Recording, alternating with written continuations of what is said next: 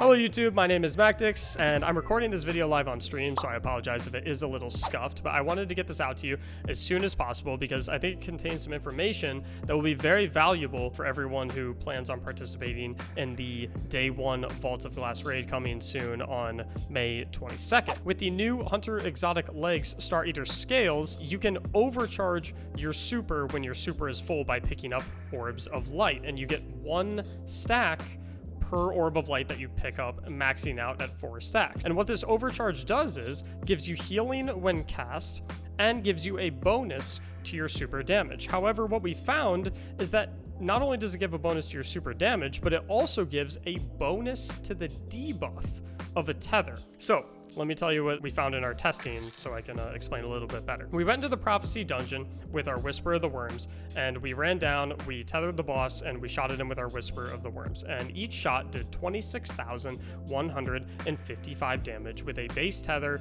no stacks of anything.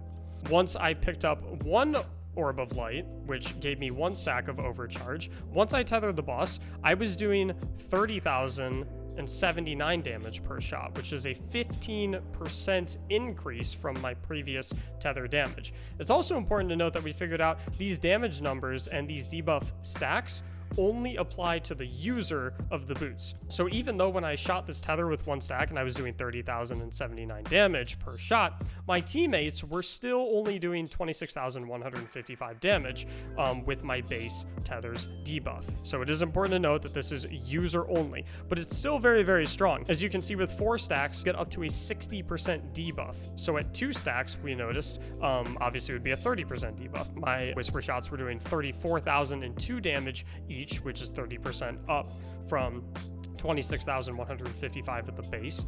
At 3 stacks, each of my shots were doing 37,925 damage, which is a total of 45% up from the base.